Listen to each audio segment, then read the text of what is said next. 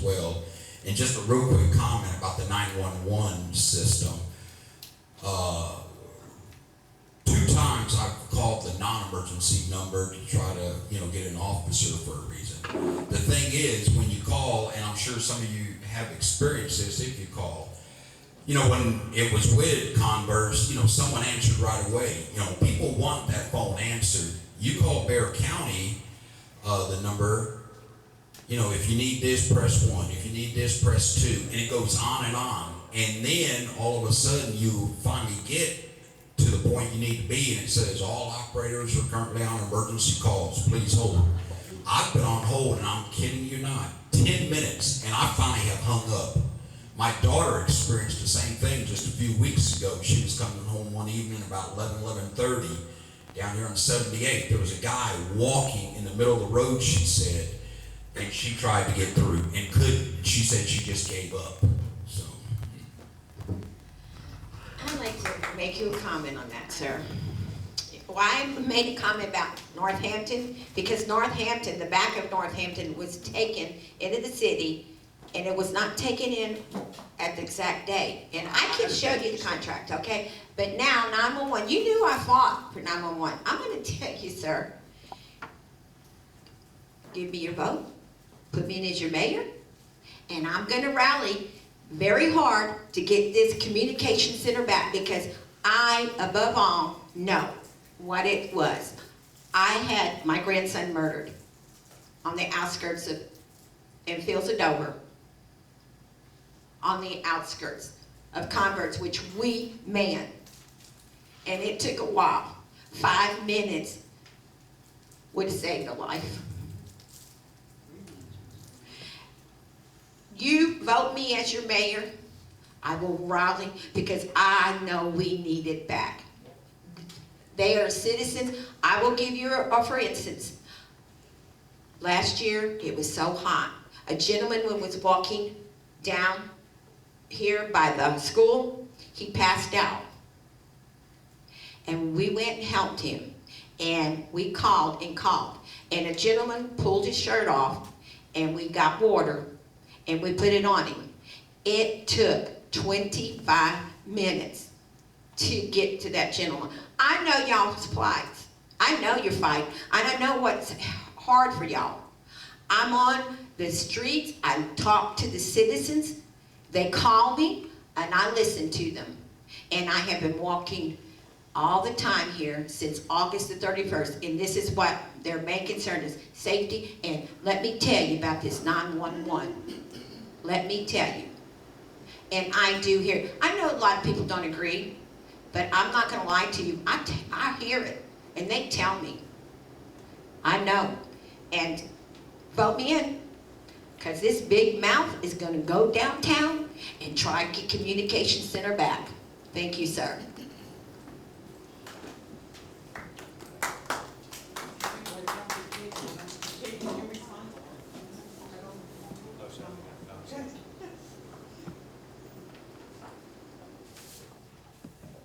First of all, Larry, thank you for your service to our community and for what you do for Northampton residents. I want to say public safety is just my #1 priority, and how we pay for it is economic development. If we're successful enough in economic development, perhaps we'll be in a position to be able to pay for 911 services here, but I can't make those promises, and I don't want to. I want to make sure it makes sense for Converse residents. I don't want to raise your taxes.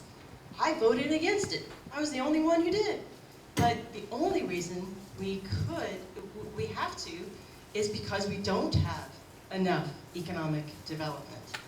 And so if we increase the commercial investment in our community, the bottom line is our property taxes go down. And that's what's principal on my heart, is to be able to increase jobs, opportunities for our kids close to home, cut down on commute times, increased quality of life, more time with your family. I don't think there's any reason why we wouldn't want to go in that direction. I believe what you're talking about is happening. to citizens left and right and center. I have not had that experience. There was a time just recently where I had an opportunity to reach out to the 911 dispatch. It took probably about 2 minutes before I got to a live person, and that's true. Sometimes those 2 minutes can be very critical. It doesn't matter if it's 2 minutes or 10 minutes or, people need help when they need help. I hear what you're saying, and I believe in public safety as our first, second, and third priority. How we pay for it is more economic development, and how do we get there? Economic development is important in order to sustain our public safety. They go hand in hand, as anyone will tell you. You can't have one without the other.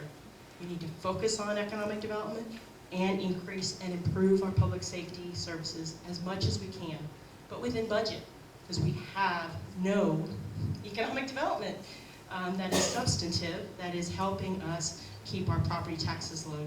So I hope that answers your question, Larry. But would both of you ladies be willing to look at ordinances too? Because I mean that. Oh, absolutely. These ordinances, some of them Correctly. are Absolutely. I mean, I see crazy. people walking down the road in the middle of the night with black, in dark clothes. And I'm thinking, there's sidewalks. Stop. Why are you in the middle of the street?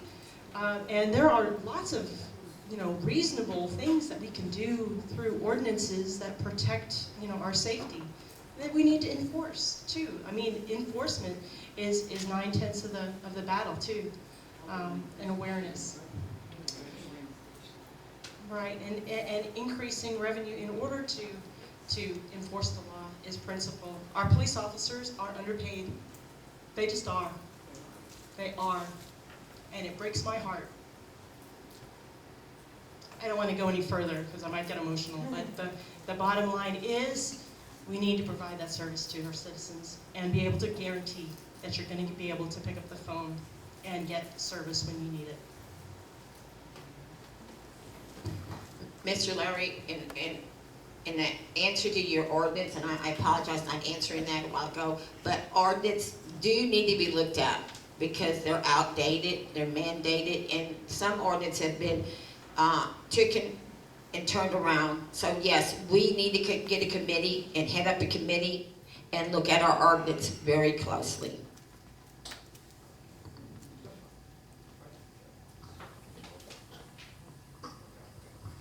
Larry, I want to piggyback on what you just brought up. My name is Chip Coleman, and I'm a former code enforcement officer for the city of Converse. He is absolutely right. He's telling the truth about these ordinances and what the police officers are facing. I rewrote the ordinance that dealt with parking across sidewalks. Actually, I asked, why do I have to rewrite this ordinance when it's a federal law? Americans with Disabilities Act covers it. Why do I drive around this entire city and see cars parked over a sidewalk? Boat trailers, the tongue of the boat, over a sidewalk. Anybody walking down a sidewalk at night is probably going to get hurt. Why does a handicapped girl in my neighborhood who's in a motorized wheelchair, why does she have to come off a sidewalk, go around all the vehicles in the street to pass? It shouldn't happen. And I've got the majority of the police officers here in Converse are pretty good friends of mine. I asked them, why? Why are you driving by that? Why aren't you doing something? They're told not to. They are told not to. I'm telling you. When I was a code enforcement officer, I didn't give a rat's ass. I ticketed them. I remember you from Northampton. Yeah. You the one on Rachel and I would ticket them. I went to lots of HOA meetings. I really didn't care because it's wrong. It's against the law. Same things with parking in streets, semis. How many of you drove up and down Schaefer in the last 2 days? Yeah, I live over there. You do? Good. And what did you see in the driveway? It's not just there, it's that whole I- doggone area. Oh, I know. And nobody seems to enforce anything over there. God help you if you have a life-threatening emergency between 2:30 and 6 p.m. Exactly. 'Cause I can't even get out of my neighborhood. I have on my phone pictures of the great big semi truck and trailer parked in a residence driveway, hanging over the sidewalk. That was let go for 2 days. 2 days. I ended up sending a text message to Odie and to one of the code enforcement officers. And I said, this is absolutely ridiculous. Do something about this. Why was I so mad about that particular house? Because I've written 2 tickets to the same individual for the same thing. And why did it go on for 2 days? Why did the police officers drive back and forth and see? You couldn't miss it. Again, they're told not to. I no longer work for the city. Yeah, I had about enough of it. But this is the reason that I want to be on city council. I want the laws enforced. I want the kids to be safe. I want people to be able to walk. Well, that would help us with the revenue shortages and people. And I'm here to tell you, I'll do my best to do it. So I just wanted to say thank you so much for bringing it up, because I wasn't going to bring that up, but you did it, so I piggyback on it. I know there wasn't a formal question there, but do you want to take about 30 seconds each and just comment on it, or is it at the? Yeah, I can take 30 seconds. Yes, I do see that. And we had a lady, one of our employees leave, and she worked for the animal control, and I seen these animals one time. I know, Nancy, you don't agree with me, but I seen you, I roll your eyes at me, but that's okay. I seen these animals with no fur and trained in the back to a tree with no water, no food. I called them over, and the city manager knew she was there. And I called, and this dog place person, I'm not going to say no names, was shaking and said, I'm not supposed to come here and get this. I said, what do you mean you're not supposed to come here and get this? Because I've been told that I cannot no longer ticket her or send that. And I said, no, it's our responsibility. Animals are God's creatures, and it's our responsibility to make sure. Everybody knows I'm an animal lover. I don't deny it. And I said, if you're that scared, you know what? Blame it on Councilwoman Deborah James, because I get blamed for everything, and I took the blame. I'm the good one.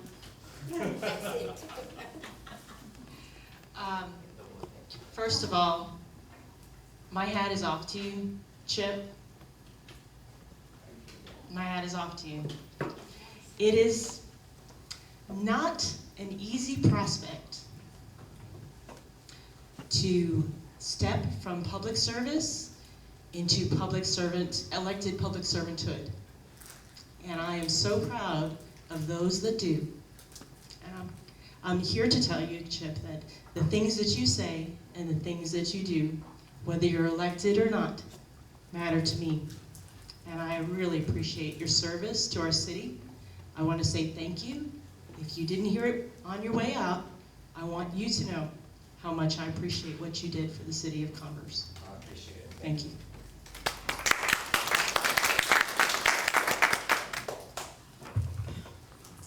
Y'all are doing great up there, ladies. Y'all, here comes a text now, don't we?